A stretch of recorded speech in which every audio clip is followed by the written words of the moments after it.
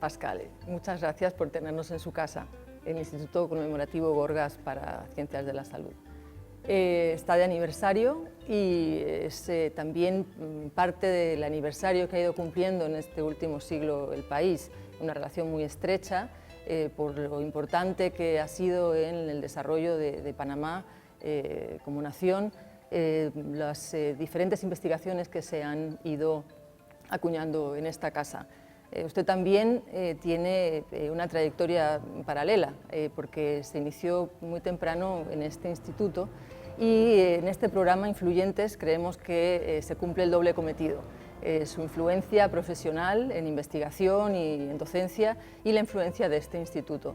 En un momento con el que vivimos es inevitable tener pivotando la idea de esta terrible pandemia. Creemos que la vocación puede ser importante a la hora de afrontar nuevos problemas para toda la humanidad. ¿Cuándo empezó la suya? ¿Cómo decidió que quería dedicarse a esto? Bueno, primero que todo, gracias por invitarnos y por considerar al instituto y a mi persona como parte de esas personas que pueden influir, cambiar o hacer algo por el país. ¿Cómo comenzó esto? Hace muchos años, cuando era pequeño, primero me gustaba la ciencia. Me gustaba la parte biológica, así que ya tenía una orientación. Influenciado también por mis padres, ¿no? Mi padre llegó a Panamá contratado por el Instituto Panameño de Habilitación Especial para ayudar a niños con polio en su rehabilitación. Y en esa edad, mi hermano y yo éramos muy pequeños, tendríamos 6, 7 años. Así que hicimos parte de nuestra primaria, toda nuestra secundaria, toda nuestra universidad. Después, por mi parte, tuve que salir del país a estudiar, a hacer mi maestría y posteriormente mi doctorado, pero siempre volvíamos. Terminaba la maestría y volvía a Panamá. Después me casé, tuve mis hijas y después Estados Unidos, hacer el doctorado y volver a Panamá. A pesar de que a uno le hacen ofertas de quedarse en otro país, uno dice, vivo mejor en otro lado que en Panamá. ¿Dónde está la gente? ¿Qué me considero yo? ¿Me considero una persona que nació en Uruguay y ahora es ciudadano del mundo o me considero realmente alguien que nació en Uruguay y ahora soy panameño? Y la verdad es que Panamá siempre nos atrajo, tanto así que mi padre falleció aquí, mi madre vive aquí, mi hermano y yo seguimos viviendo aquí y no pensamos irnos de aquí. Parece que está describiendo usted la naturaleza misma del país, es de paso, también de acogida, pero entiendo que la Facultad de Medicina la hizo usted aquí. Sí. Y ya era el Gorgas una referencia académica, entonces, sí, para este joven estudiante de medicina. Sí, en esa época, cuando estábamos en la universidad, sí queríamos ver artículos científicos, porque la biblioteca de la Facultad de Medicina no era muy completa, pero la biblioteca más completa, si no de Panamá, sino de la región, era la del Gorgas. Llegaban journals o revistas de Europa, de Sudamérica, de Estados Unidos, de Asia. Aquí encontramos material increíble, la actualidad de esta biblioteca.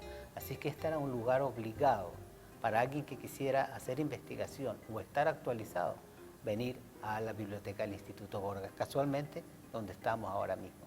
O sea, que usted se recuerda en este mismo recinto, preparándose para sus exámenes.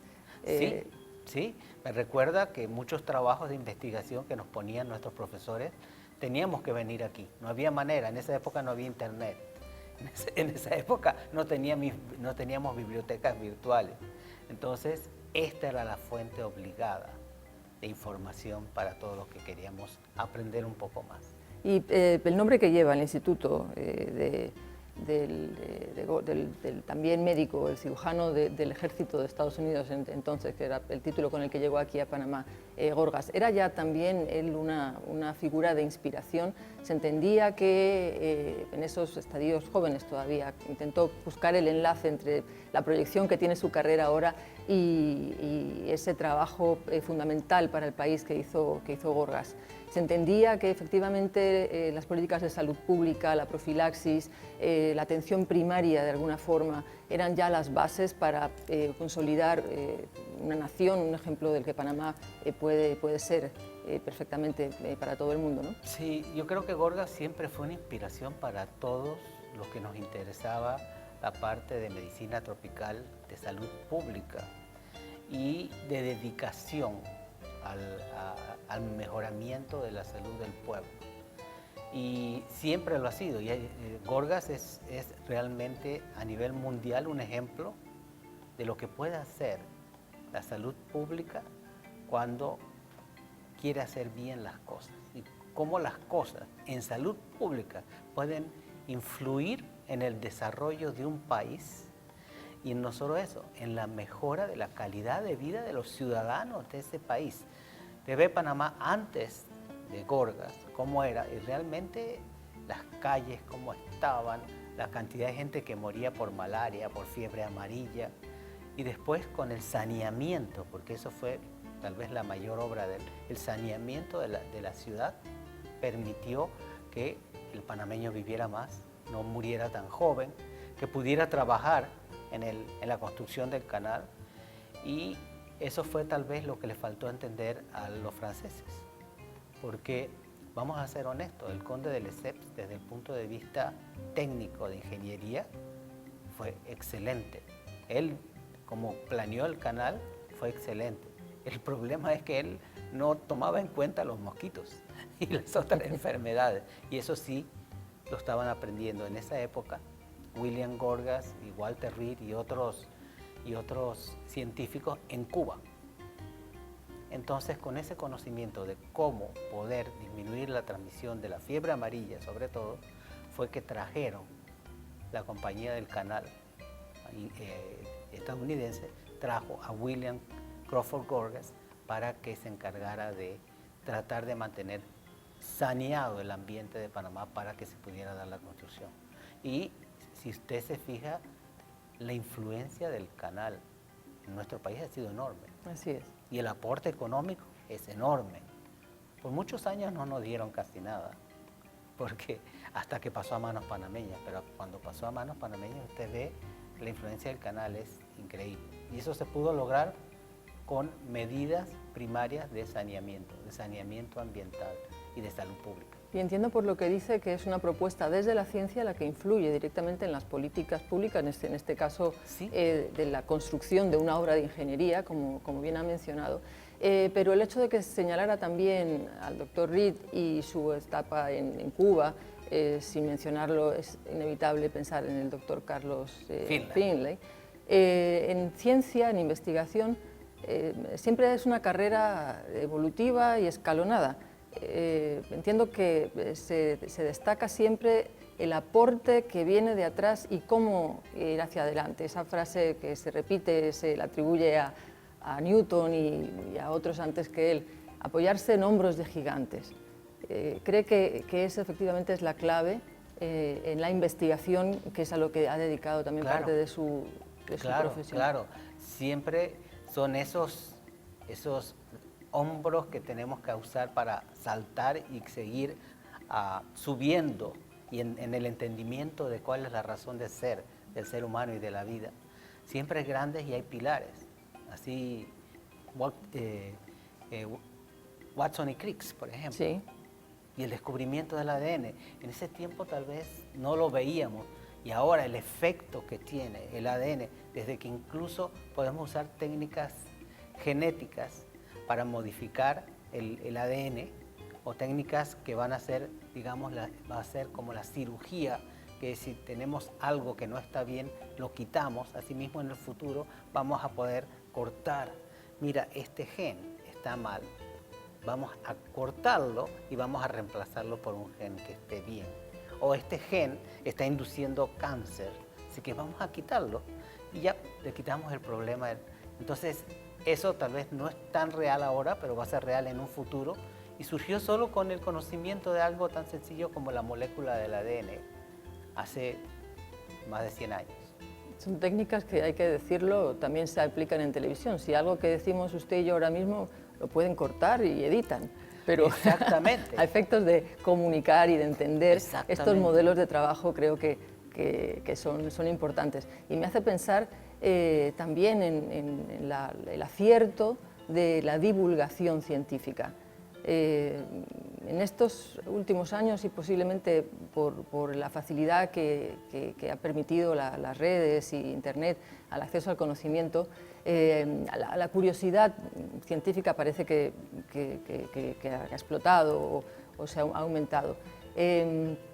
La imagen del científico un poquito excéntrico, apartado del resto de la sociedad, se ha ido sustituyendo por gente que hace docencia en redes, en Twitter, las matemáticas son para todos, física, disciplinas áridas que ahora ya se quieren acercar al común de las personas y a los jóvenes. ¿Cuál es su valoración de este tipo de acercamiento para que haya más vocación? Lógico. Antes, tal vez el concepto clásico del científico es el nerd, que la gente piensa no se corta el cabello, no se baña, está alejado, metido en su hueco de información. Eso no es así. O sea, el científico es una persona común y corriente como cualquier otro, que tiene familia.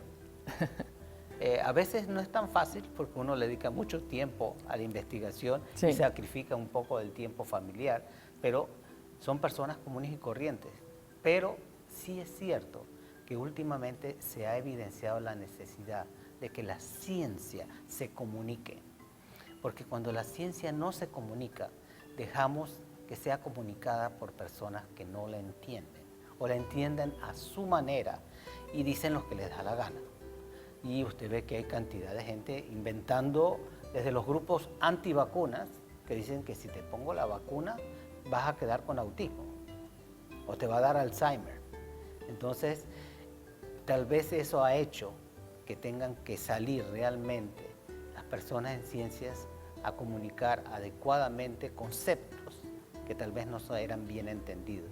Así que esa es una parte importante y la otra parte es divulgar bien. Claro. Porque a veces las personas que hacemos ciencia, en nuestro léxico, no somos claros y tenemos una jerga técnica que no llega a la población y no llega al panameño común y corriente que tiene otras actividades, el que puede tener otra profesión. Entonces debemos divulgar y divulgar de manera que podamos nosotros ser entendidos.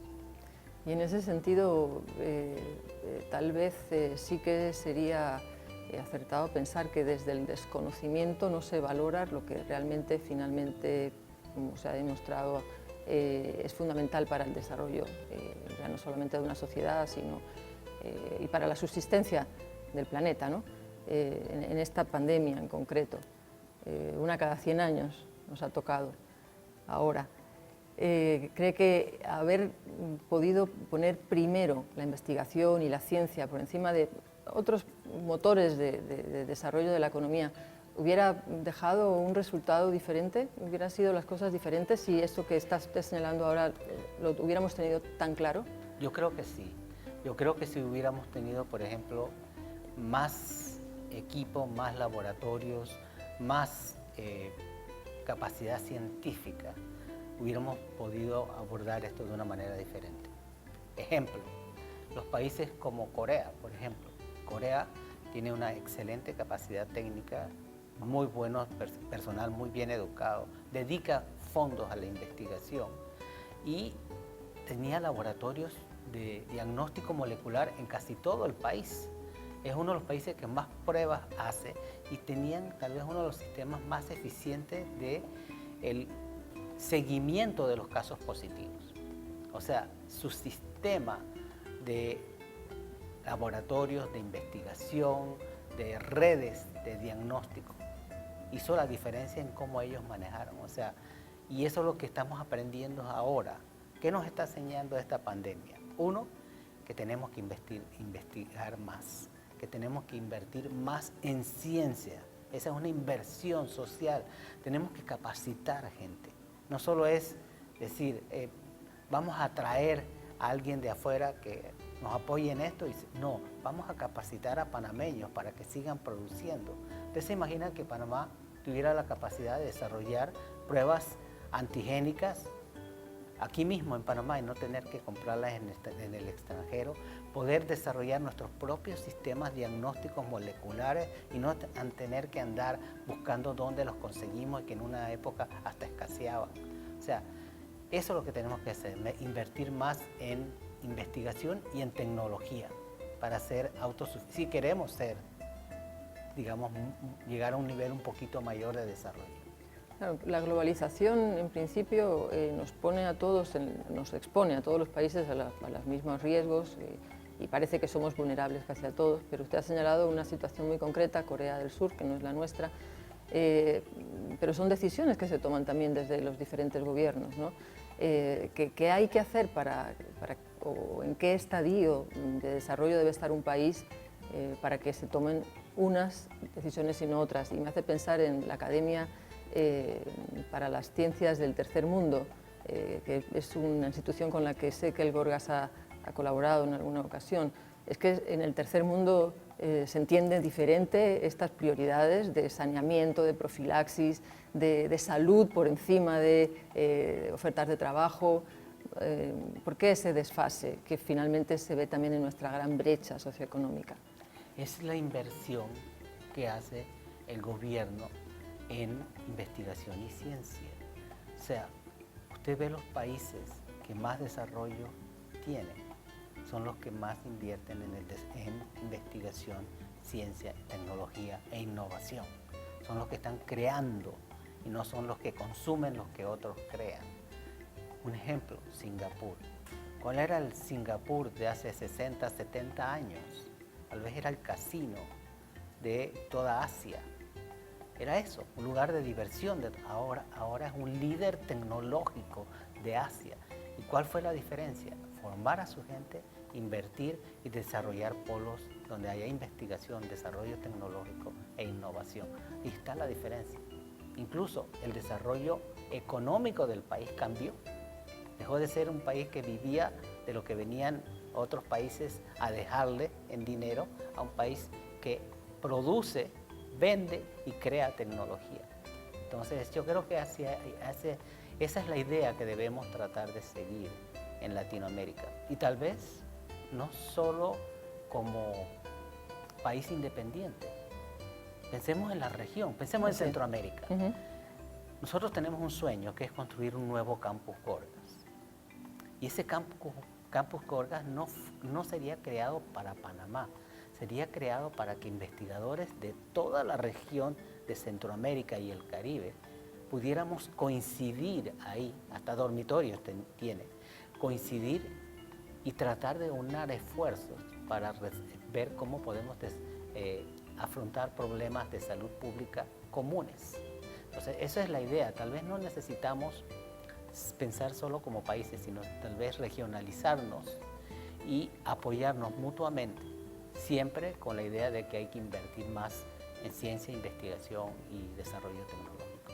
Y en ese escenario, el hecho de que por geografía se haya puesto mayor atención o interés a enfermedades tropicales, que aparentemente pues solamente se dan aquí en el trópico, ¿será un aliciente o puedes de alguna manera hacerlo más alejado del resto del mundo o sectorizarlo? ¿O usted ve el trópico como ese gran laboratorio o ese gran plato Petri, como donde crece de todo y es más fácil observar el desarrollo de patógenos o nuevas enfermedades? Sí. ¿Por qué el trópico? El trópico como una fuente de vida. Sí, tal vez se ha generalizado el término de enfermedades tropicales, pero realmente debemos hablar de enfermedades emergentes. Ya las enfermedades tropicales se han globalizado. Usted encuentra enfermedades Chagas, que es de Latinoamérica, por supuesto en España y en Portugal. Encuentra casos, incluso encuentra casos de transmisión por transfusión, porque ya la gente migra y asimismo tenemos enfermedades que no estaban aquí y que han llegado por esa migración. El ejemplo tal vez más impactante es cuando la colonia española. Nos trajeron sarampión y viruela y arrasaron con nuestros indios. Más que morir por las armas, murieron por las enfermedades a las que ellos no tenían inmunidad. Sí. Entonces, realmente lo de tropical quedó como enfermedades que estaban en un área, pero realmente ahora hablamos de enfermedades globales y enfermedades emergentes y reemergentes. Y vamos a seguir teniendo nuevos microorganismos causando enfermedades. Así como ahora apareció este SARS-CoV-2, mañana tendremos SARS-CoV-3 y tendremos otra influenza, como la mal llamada influenza española en 1918, que realmente se originó en Estados Unidos, sí, pero se le llamó española. Entonces, y seguiremos teniendo brotes. Entonces, ¿cómo podemos hacer algo? Tenemos que aprender de lo que nos está pasando ahora. Los gobiernos tienen que aprender que esto no es, dentro de 100 años que venga otro veremos qué hacemos. No, tenemos que estar preparados, tenemos que tener gente preparada, tenemos que tener laboratorios preparados. Y el abordaje más rápido hasta ahora es el abordaje molecular. A lo mejor el enemigo pequeñito, ¿no? Pero el que se ha mostrado como el más eficaz a la hora de plantear una lucha. ¿Usted ve un futuro utópico o distópico después de lo que acaba de mencionar? ¿Aprenderemos, no aprenderemos? Porque parece que es un escenario cíclico también, ¿no? El que va superando la humanidad sigue. ¿De qué manera? ¿Mejor o peor? Yo soy optimista y soy positivo.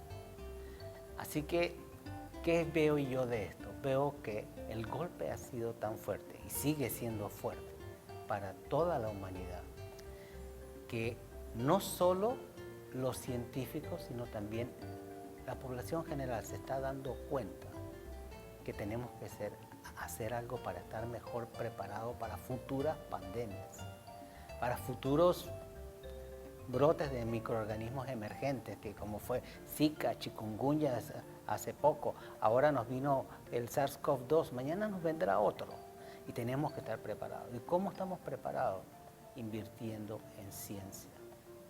Eso es tal vez el chip que le va a quedar a las personas. Parece mentira, pero la gente empezó a conocer al Gorgas con esta pandemia.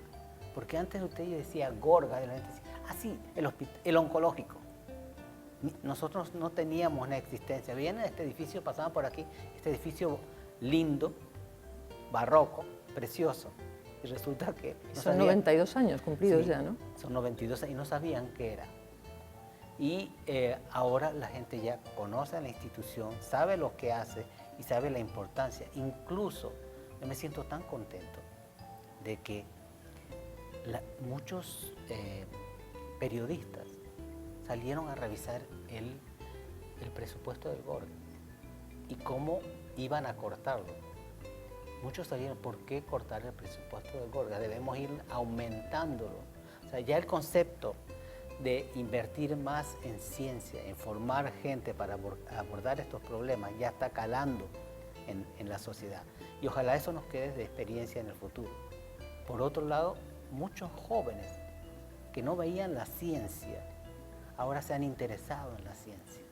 Se han interesado en que ellos pueden apoyar y ayudar a la humanidad, siendo parte de ese grupo de científicos, que los científicos no son bichos raros que terminan en manicomio al final de sus carreras. No, son personas comunes y corrientes.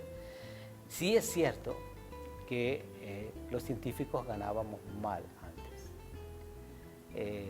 Cuando yo llegué aquí, yo le voy a decir, a veces yo llegué aquí de Estados Unidos con mi doctorado y tenía mi computadora, mi impresora. Si quería comunicarme a internet, mi módem. Y solo me dieron un pupitre donde sentarme. Pero era suficiente autonomía. Pero y usted la aprovechó. La aprovechamos y ahí fuimos creciendo. Y a esos jóvenes que están por empezar carreras, que muchos ven ahora una nueva heroicidad en el sector de salud, ¿Cuál sería el estímulo? No entiendo que solamente la remuneración, aunque hay que ganarse la vida, ¿no? Sí. La vocación es importante.